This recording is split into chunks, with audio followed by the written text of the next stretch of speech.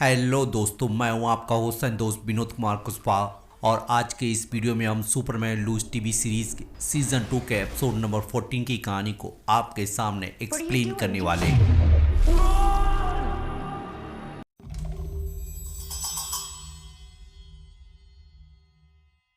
तो इस एपिसोड की कहानी की शुरुआत सुपरमैन के होश में आने या उसके रिकवर करने से होती है, क्योंकि हम पिछले एपिसोड में देख चुके हैं कि सैम की जान बचाने के लिए सुपरमैन एली एल्सन के खिलाफ खड़ा हो जाता है, लेकिन एली उसकी पावर को अपने अंदर ड्रेन करते हुए उसे हॉस्पिटल पहुंचा देती है। और हमें वहां पता चलता है कि सुपरमैन की सेल्स पावर खोने की वजह से एक नॉर्मल इंसान की तरह बिहेव करने लगी हैं, या फिर अपनी ताकत खोने की वजह से एक नॉर्मल इंसान में तब्दील हो चुका है। और जब जॉर्डन और जॉनसन अपने घर में बैठकर अपने मॉम का इंतजार कर रहे होते हैं, तभी जॉर्डन को पता चलता है कि उसके डैड और उसके मॉम हॉस्पिटल से यहाँ पे आ चुके हैं। और जब वो दोनों अपने मोबाइल को छोड़कर बाहर जाते हैं तो उनके मोबाइल में ग्लिचिंग शुरू हो जाती है। और इस नज़ारे को देखकर हमें ये अंदाजा हो जाता है कि ये सारी चीजें या ये ग्लिचिंग एली एल्सन की वजह से हो रही है, क्योंकि हम पिछले एपिसोड में देख चुके हैं कि एली एल्सन ने वॉइड के अंदर दस्तक देते हुए दोनों अर्थ को मर्ज करने का प्रोसेस शुरू कर दिया था। और फिर क्लार्क के यहाँ पे दस्तक देने पर उसके दोनों बेटे उसे गले लगा लेते हैं। और जब क्लार्क हिम्मत बांधते अपने आप से आगे बढ़ने की कोशिश करता है तो उसके पांव लड़खड़ाने लगते हैं और वो अपने आप को संभालते हुए सीढ़ी पे बैठ जाता है। और जब क्लार्क लुइस से बोलता है कि वो इस तरह से अच्छा नहीं होने वाला है, तो लुइस उसे समझाती है कि उसे जल्दीबाजी करने की कोई ज़रूरत नहीं है। और डीओडी के अकॉर्डिंग उसे पता चला है कि एली ने उसके ऊपर हमला करते हुए या उसके पावर को चूसते उसकी सेल से सारी सोलर एनर्जी को खींच लिया था। और क्लार्क उन्हें समझाने की कोशिश करता है कि उसमें कुछ न कुछ जरूर गड़बड़ हुई, क्योंकि वो सूरज की पावर को इस्तेमाल करने के बाद भी अपने आप को हील नहीं कर पा रहा है। और इसीलिए वो उनसे कहता है कि इस बारे में जानने के लिए उसे अपनी मॉम के पास जाना पड़ेगा। और जब जॉनसन जॉर्डन को इशारा करता है तो जॉर्डन उन्हें समझाने की कोशिश करता है कि वो ठीक से उड़ नहीं पाता है और यहाँ तक कि वो लैंड करना भी नहीं जानता है, जिस पर लुइस उसे शांत करते हुए क्लार्क को बताती है कि वो चाहे तो जॉन के पास जाकर उसकी मदद ले सकता है। और इधर हम देखते हैं जब लाना अपनी बेटी सारा के पास पहुंचती है तो उसके तैयार ना होने की वजह से उसके ऊपर थोड़ा बहुत गुस्सा करते हुए उसे तैयार होने को बोलती है। और जैसे ही सारा वहाँ से तैयार होने के लिए जाती है, उसे उसकी छोटी बेटी की चीखने की आवाज़ सुनाई देती है। और जब वो दोनों वहाँ पे पहुँचते हैं तो उसे उनकी टीवी में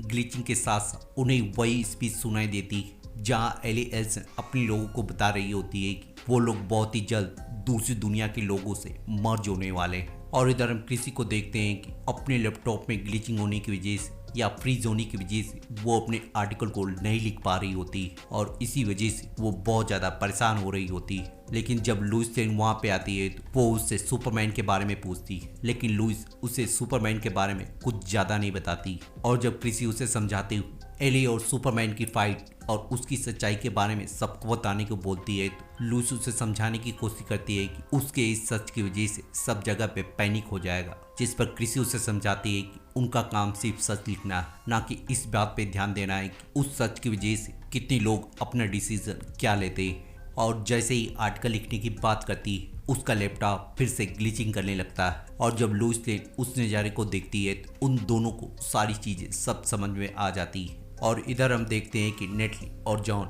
एली के ऑब्जर्विंग पावर के बारे में बातचीत करते हुए उसे रोकने के बारे में बातचीत कर रहे होते हैं तो क्लार्क वहाँ पे दस्तक दे देता है और फिर उनसे बातचीत करते हुए और नेटली से उसकी जान बचाने के लिए शुक्रिया बोलकर वो दोनों उसकी मॉम से मिलने के लिए चले जाते हैं। और क्लार्क की मॉम उसे चेक करने के बाद उसे बताती है कि एली के पेंडेंट के पावर यूज करने की वजह से उसकी सेल डैमेज होने के साथ साथ एक नॉर्मल सेल में रिप्लेस हो चुकी है और जब तक उसकी सेल पूरी तरह से ठीक नहीं हो जाती वो सूरज की पावर को एब्जॉर्ब नहीं कर सकता है और इसीलिए उसे तब तक एक नॉर्मल इंसान बन के रहना पड़ेगा। और जब सुपरमैन सेल को हील करने का या उसको ठीक करने का तेज तरीका पूछता है तो उसके मॉम में ग्लिचिंग शुरू हो जाती है और उससे वो इतना कह के गायब हो जाती है कि अगर वो उस प्रोसेस को करेगा तो वो मारा जा सकता है। और फिर जॉन उसका ध्यान बाहर खींचते हुए उसे लाल सूरज दिखाता है और फिर हम इसी नज़ारे को सभी लोगों की आंखों से देखते हैं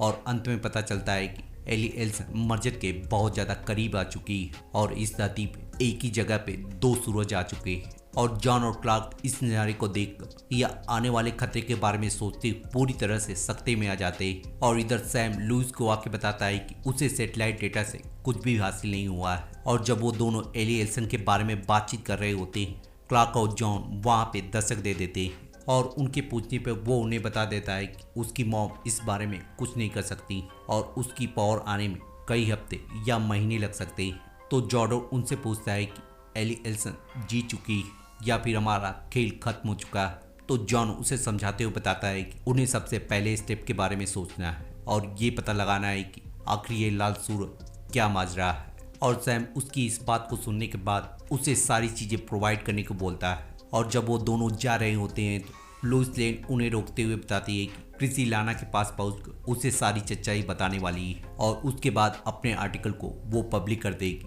जिस पर सैम उन्हें समझाने की कोशिश करता है कि ड्यूडी ने पहले ही अपना जवाब तैयार कर लिया है और इस सच्चाई को जानने की वजह से बहुत से लोगों में पैनिक हो सकता है और इसी वजह से उसे क्रिसी को बोलकर इस न्यूज़ को बाहर आने से रोकना होगा। और फिर उन सभी के जाने के बाद वो अपने बच्चों से बातचीत करती हुई उन्हें कूल डाउन करती है। और जब क्लार्क इन सब चीज़ों को जानकर और हेल्पलेस होने की वजह से मायूस होने लगता है तो लुइस उसे समझाते हुए कूल डाउन करने की कोशिश करती है। और इधर हम रेस्टोरेंट में देखते हैं कि डीओडी की न्यूज़ पे कोई भी भरोसा नहीं करता है और आसमान में दो सन होने की वजह से या पैनिक करते हुए एक दूसरे से बहस करने लगते हैं। और जब लाना अपने बच्चों के साथ वहाँ पे पहुँचती है तो वो लोग इस बारे में इशारा करते हुए उससे जानने की कोशिश करते हैं, लेकिन लाना उन सभी को और काइल को यही बताती है कि वो इस बारे में कुछ भी नहीं जानती और अगर ऑफिस जाकर उसे इस बारे में कुछ भी मालूम चलता है तो वो उन्हें जरूर बताएगी। और फिर अपनी बेटियों को काइल को देख वहाँ से चली जाती है। और इधर हम देखते हैं कि जॉन और नेटली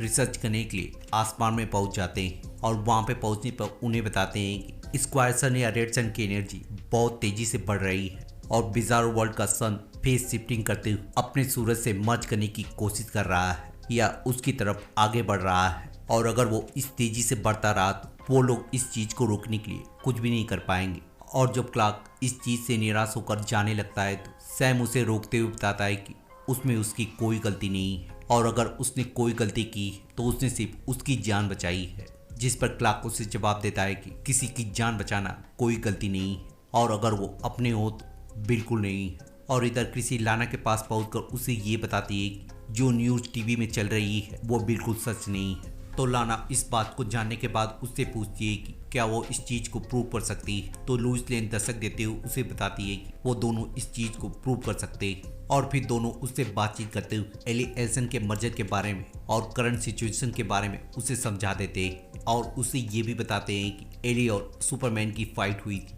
और इस लड़ाई की वजह से सुपरमैन की सारी पावर चली गई है। और जब लाना उनसे जानने की कोशिश करती है कि आखिर वो उससे क्या चाहते हैं, क्या वो इस सच्चाई को छुपाना चाहते हैं, क्या वो उसके लिए झूठ बोलेगी, तो लुइस लेन उसे समझाते हुए बताती है वो यहाँ की मेयर है और उसे डिसाइड करना है कि वो अपने लोगों को क्या बताना चाहती है। वो चाहे तो लोगों से झूठ छुपा सकती है और चाहे तो सबको सच बता सकती है। और लाना उनके जाने के बाद काइल को फोन करके अपने पास बुलाती है और उससे बातचीत करते हुए ये जानने की कोशिश करती है कि उसे इस बारे में क्या करना चाहिए। और काइल से बातचीत करने के बाद वो ये डिसाइड करती है कि वो सभी लोगों को बुलाकर इसके बारे में सच बताएगी। और इधर हम देखते हैं जब सुपरमैन एकांत पे एक जगह पे बैठा होता है तो जॉर्डन उसके बारे में बातचीत करने लगते हैं। और जैसे ही जॉर्डन को पता चलता है कि बिजारो लाना वहाँ पे आने वाली है, वो जॉनथन को घर के अंदर भेजकर अपने डैड को उसके कहर से बचा लेता है। और जब वो उससे दूर रहने को बोलता है तो लाना उसके ऊपर अटैक करती है और उसे बहुत बुरी तरह से मारने के बाद उसका काम तमाम करने वाली होती है तो क्लार्क उसे रोकते हुए उसे ले जाने को बोलता है। और जब लाना उसकी बात को मानकर पीछे मुड़ती है तो जॉनथन और नेटली उसके सामने दस्तक दे देते हैं और लाना उन्हें देखने के बाद वहाँ से चली जाती है। और फिर जॉन और नेटली सभी को इकट्ठा करने के बाद उन्हें बताते हैं कि 12 घंटे के अंदर या उससे कम में बिजारो वर्ल्ड से उनकी दुनिया मर्ज हो जाएगी। और सैम के पूछने पे वो उसे बताते हैं कि सबसे पहले यहाँ की बिल्डिंग, यहाँ की चीज़ उस जगह से तब्दील होंगी और फिर सबसे आखिर में इंसानों का नंबर आएगा। और जब सैम जानने की कोशिश करता है कि इंसानों का मर्ज कैसे होने वाला है तो नेटली उसे बताती है कि सब एटॉमिक रिकमेंडेशन का यूज़ करते हुए यह एक ऐसी प्रक्रिया जिसमें अणु मिलकर परमाणु बनाते हैं, उसी तरह से ये सारे सब्जेक्ट मर्ज होंगे और इनके मर्जर के साथ ये सभी के सभी लोग मारे जाएंगे। और जब सैम उससे पूछता है कि उन्हें अब कैसे रोक सकते हैं, तो जॉन उसे समझाता है कि उनकी सारी एनर्जी माइन से आ रही है। तो सैम उसके ऊपर बम गिराने की बात करता है, जिस पर नेटली उसे समझाती है भले ही एनर्जी सारी माइन से आ रही हो, लेकिन उन्होंने उस एरिया को चेक किया है,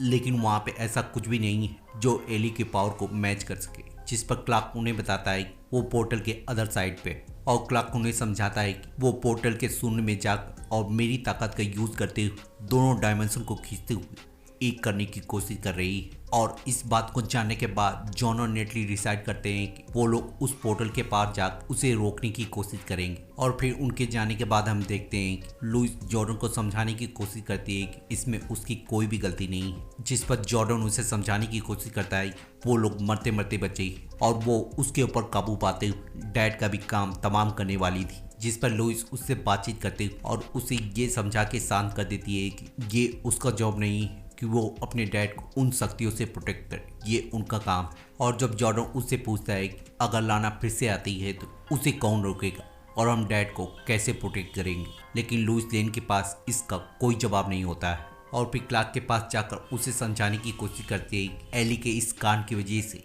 सभी लोग डरे हुए हैं। और इस बात को जानने के बाद वो लाना के बारे में पूछता है, जिस पर लुइस उसे बताती है कि वो इस बारे में सोच रही है। और क्लार्क उसे बताता है मुझे लोगों की रक्षा करनी चाहिए। तो लुइस उसे जवाब देती है कि तुम जाकर लोगों को बचा सकते हो। जिस पर क्लार्क उससे पूछता है कि आखिर ये सब मैं कैसे कर सकता हूँ, मैं कभी भी ऐसे नहीं रहा हूँ। जिस पर लुइस इमोशनल होते हुए उसे समझाती है कि तुम उस ताकत से बड़े हो जो तुम्हारे पास नहीं है। जिस पर क्लार्क उससे बोलता है कि लोग मेरी तरफ इसलिए देखते हैं कि वो लोगों को सेफ रखता है। तो लुइस उसे समझाती है कि लोग सुपरमैन को एक उम्मीद की नज़र से देखते हैं और यही सुपरमैन करता है। तुम लोगों को इंस्पायर करते हो और तुम हर रोज मुझे और मेरे बच्चों को इंस्पायर करते हो, और ये इसलिए नहीं है कि तुम उड़ सकते हो या इसलिए भी नहीं है कि तुम स्ट्रांग हो क्योंकि तुम्हारा दिल बड़ा है। क्लार्क, मैं लोगों को झूठी उम्मीद नहीं देना चाहता हूँ। लुइस, मैं ये कहने की कोशिश नहीं कर रही हूँ, दुनिया को तुम्हारी ज़रूरत है और तुम एक सुपरमैन हो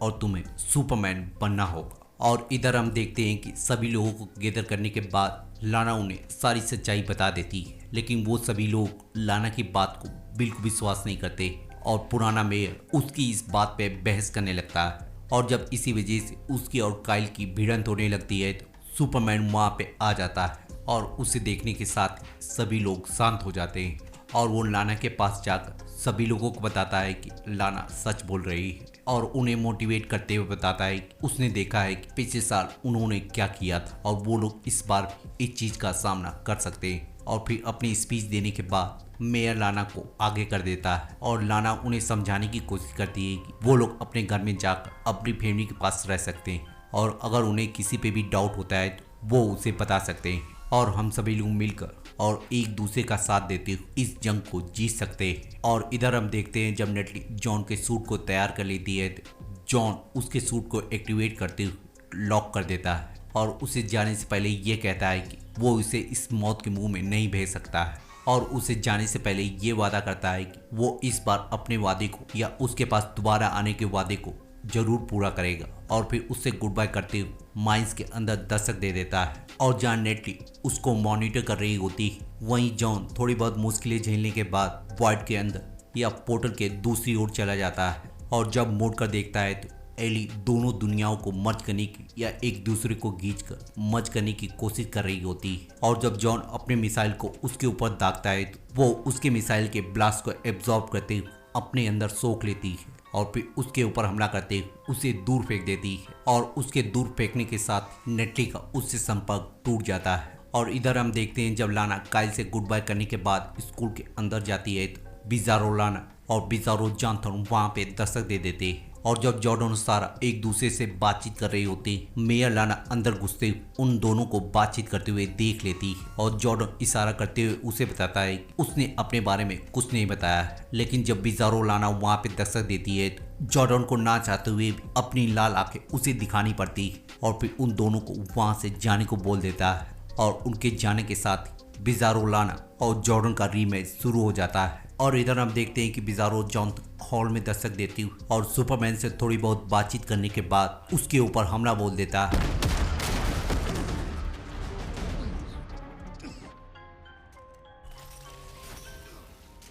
और जब बिजारो जॉनथन सुपरमैन का काम तमाम करने वाला होता है तो लुइस के चिल्लाने की वजह से जॉनथन को यहाँ के बारे में पता चल जाता है और जॉर्डन लाना को लेते हॉल में पहुंच जाता है।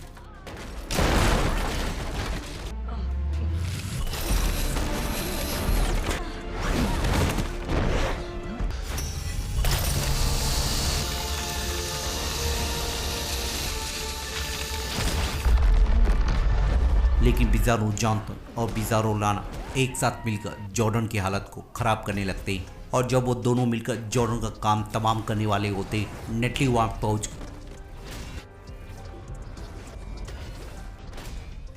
और दोनों की टीमों की वजह से वो दोनों पकड़े जाते हैं और सैम उनसे बातचीत करते हुए बता देता है कि जॉन हेनी से उनका कनेक्शन टूट चुका है। और जब वो दोनों नेटली को खोजते हुए घर पे पहुंचते हैं तो नेटली के रोने की वजह से लुइस उसे समझाती है कि उसके डैड एक हीरो है और मैं जानती हूँ कि तुम इससे अभी डरी हुई हो, लेकिन मैं तुम्हारे डैड को जानती हूँ और वो अभी भी हमारे लिए एली से लड़ रहे होंगे और मैं इस बात के लिए तुमसे वादा करती हूँ कि तुम्हें इस पे मुझ पे बिलीव करना होगा और वो जरूर यहाँ पे आएंगे। और इधर हम देखते हैं जब सारा घर पे पहुंचती है जॉर्डन की सच्चाई छुपाने की वजह से वो लाना से गुस्सा होकर घर के अंदर चली जाती है और लाना उसे समझाते हुए ये बताती है कि वो इस बारे में किसी को भी कुछ नहीं बता सकती। और जब सारा उससे पूछती है कि वो क्या बात कर रही है तभी ग्लिचिंग शुरू हो जाती है और हम धीरे धीरे देखते हैं कि उसके घर के सारे पार्ट धीरे धीरे बिजारो के घर में तब्दील होने लगते हैं। और जब वो दोनों बाहर आते हैं तो काइल उनकी दुनिया से गायब हो चुका होता है और अब इसी चीज को